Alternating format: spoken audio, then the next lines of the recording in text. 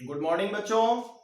तो class 10th के math में हम लोग पीछे के दिनों में विभिन्न प्रमेयों को सीखा था और आज हम लोग एक नए प्रमेय नए थ्योरम के साथ आज फिर हम उपस्थित हैं।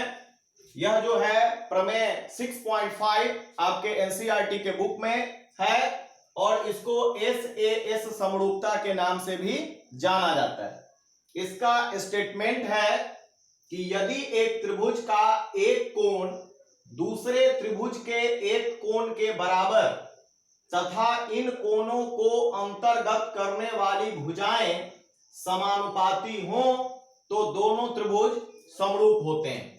तो यह जो स्टेटमेंट है इसमें एक कोण आपका बराबर है और जो कोण आपका बराबर है दो त्रिभुजों में उसको अंतर्गत करने वाली भुजाएं समानुपाती है। ध्यान देना है कि एस ए एस में ए बीच में है और दोनों तरफ साइड है यानी भुजा है जो समानुपाती होगा। चूंकि समरूप प्रूफ करना है 9th क्लास में हम लोग सर्वांग समता में एस ए एस का मतलब था कि दो भुजाएं बराबर और बीच का कोण बराबर। यहां पर भुजाएं समानुपाती से मतलब है। तो जब हम इसको प्रूफ करते हैं तो कुछ चीजें हमको दी गई रहती हैं। तो प्रूफ में हम लिखते हैं कि दिया गया है कि एबीसी और डीईएफ दो त्रिभुज इस प्रकार हैं कि AB बटे DE बराबर AC बटा DF।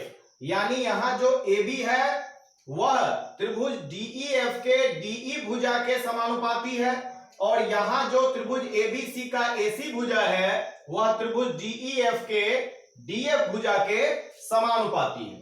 और साथ में इसका जो कोण A है वह इसके कोण D के बराबर है। तो ये आप देख रहे हैं कि AB DE के समानुपाती, AC DF के समानुपाती और जो अंतर्गत दोनों के भुजाओं के बीच का कोण है वह बराबर है। तो इस स्थिति में हमको सिद्ध करना है कि त्रिभुज ABC और त्रिभुज DEF दोनों समरूप हैं। इसे प्रूफ करने के लिए हम लोग कंस्ट्रक्शन करते हैं कुछ।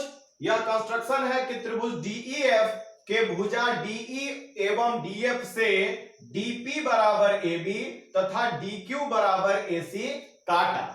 यानी यहां पर यदि AB से बड़ा भुजा है DE तो आप इसमें से यहां पर और यहां पर ये आपका P यहां पे बाहर में हम लिखेंगे P, यहां लिखेंगे Q और यह DP कितना काटना है AB के बराबर काटना है। यहां पर हम C ऊपर लिख दे रहे हैं, यहां पर P है, यह DP जो है AB के बराबर काटना है और DQ जो है AC के बराबर आपको काटना है। और फिर क्या कहता है कि PQ को मिला देना है। तो ये आपको रचना करनी है। तो DP बराबर AB यहां पे और DQ बराबर AC, ये जो है AC के बराबर, यह दोनों काटा और PQ को मिलाया। ये आपका रचना है। इस रचना के बाद अब हम इसको प्रूफ करते हैं। यह प्रूफ करने के लिए दिया गया है कि AB बटे DE बराबर AC बटा DF, ये आपको दिया गया है। तो ये जो दिया गया है इसको हम चेंज करके या करके लिखते हैं कि AB के जगह पर DP और यहां पर AC के जगह पर DQ लिखते हैं और जो DE और DF जो हर में था वो उसी प्रकार छोड़ देते हैं। क्यों चेंज करते हैं? तो यहां पर जो रचना में हमने काटा था कि DP AB के बराबर है तो AB के बदले में हम DP और AC के बदले में DQ हम लिख सकते हैं और यहां पर ब्रैकेट में लिखेंगे रचना से। अब जब हमको ये प्राप्त हो जाएगा तो हम यहां पर क्या आ रहा है DP बटा DE और इधर क्या है DQ बटा DF, यानी यह छोटा वाला और यह टोटल और इधर भी छोटा वाला और ये टोटल। यह भी जो है आपका यह भुजाएं जो हैं एक ही अनुपात में है। जो हमारा थेल्स का प्रमेय हम लोग पढ़े थे तो थेल्स का प्रमेय क्या कहता था कि DP बटे PE बराबर DQ बटे QF। अब हमने पीछे के कुछ सवालों में यह आपको प्रूफ करके दिखलाया था कि जब यह दिया रहता है तो इसमें -1 या +1 करके इस रूप का चीज हम लोग लाते हैं और ये चीज यदि दिया रहेगा तो इस रूप से इस रूप में हम बदल सकते हैं। तो हम यहां पर लिख रहे हैं थेल्स के प्रमेय के उपप्रमेय से इसके बदले में हम लिख सकते हैं कि dp बटा pe बराबर dq बटा qf। तो आप ख्याल रखेंगे कि पीछे के सवाल में हमने इसे प्रूफ भी किया है। यहां पर आप जो है यह जो DE टोटल है इसमें -1 यदि करेंगे तो आप इस रूप में इसको प्राप्त कर सकते हैं। पीछे के सवालों में हमने इसे प्रूफ भी किया है। अब जब हमको यह प्राप्त हो जाएगा कि dp बटे pe बराबर dq बटे qf, तो यह यदि आपको प्राप्त है यानी कि थेल्स के प्रमेय के विलोम से, यह विलोम क्या कहता है कि भुजाएं यदि अनुपात में है तो यह जो PQ है और EF है यह पैरेलल होगा। यह पैरेलल होता है तो यह अनुपात में होता है। यदि यह अनुपात बराबर है तो थेल्स के प्रमेय के विलोम से यह PQ जो होगा EF के पैरेलल होगा। अब जब यह पैरेलल हो गया दोनों, तो क्या होगा, यह जो कोण होगा कोण P और यह जो कोण है आपका कोण E, यह जो कोण आपका P है वह इस E कोण के बराबर हो जाएगा और कोण जो आपका Q है यह कोण F के बराबर हो जाएगा। क्यों?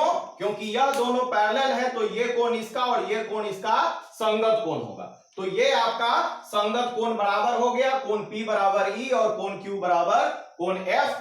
इसको हम इक्वेशन 1 मान लेते हैं क्योंकि बाद में इसका हमको जरूरत पड़ेगा। साथ ही अब आपका त्रिभुज ABC और जो आपका त्रिभुज DPQ है, यह छोटा वाला त्रिभुज, इन दोनों को अब देखना है हमको कि यहां पर AB बराबर DP और AC बराबर DQ, ये दोनों तो हमने रचना से बराबर किया था। तो यह AB DP के और AC DQ के बराबर है रचना से, और कोण A बराबर कोण D यह आपको दिया गया था, प्रश्न में ही जो है प्रमेय में ही दिया गया था। तो ये क्या हुआ कि भुजाएं बराबर हैं और बीच का कोण भी बराबर है, तो यह नियम लागू होगा SAS सर्वांग समता नियम। तो ये दो छोटा वाला जो त्रिभुज है यह SAS सर्वांग समता नियम से त्रिभुज ABC सर्वांगसम हो जाएगा त्रिभुज DPQ के। तो यह जो दो त्रिभुज है वह आपस में सर्वांगसम हो गए। जब दो त्रिभुज सर्वांगसम हो गए तो इसके सभी कोण इसके सभी कोणों के बराबर होगा, यानी A बराबर D, कोण B बराबर P और कोण C बराबर कोण Q होगा CP CT से, यानी सर्वांगसम त्रिभुजे के सभी जो आपका कोण है वो सभी कोण आपस में बराबर होते हैं। तो CP CT से सर्वांगसम त्रिभुजों के कोण आपस में बराबर हो गए। अब समीकरण 1 से आपको इसमें थोड़ा सा चेंजिंग करना है। यहां पर A बराबर D को छोड़ देना है और यहां B बराबर P जो है, तो यहां P बराबर E समीकरण 1 में था, तो P के जगह पर आपको यहां पर E लिखना है, यानी कोण B बराबर E हो जाएगा। उसी प्रकार यहां C बराबर Q है और Q बराबर यहां F था, तो Q के बदले में कोण F लिखना है, यानी अब हो जाएगा कोण C बराबर कोण F। कहां से? समीकरण 1 से हमने यह परिवर्तन किया। तो अब आप क्या देखते हैं कि त्रिभुज ABC और त्रिभुज DEF में तीनों कोण आपस में बराबर हो गए। A बराबर D है, कोण B बराबर कोण E है और कोण C बराबर कोण F है।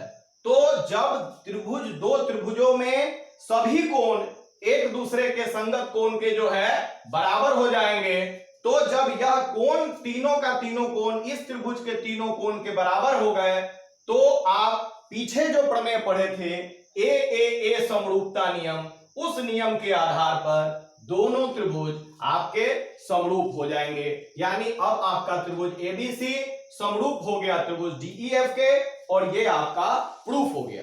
तो बच्चों, इसी के साथ आपका प्रमेय 6.5 आज समाप्त हुआ। अब इन प्रमेयों के आधार पर आपका एक्सरसाइज 6.3 अगले दिन हम लोग शुरू करेंगे। यदि आपको यह वीडियो पसंद आया तो जरूर इसे सब्सक्राइब करें, लाइक करें, शेयर करें। धन्यवाद।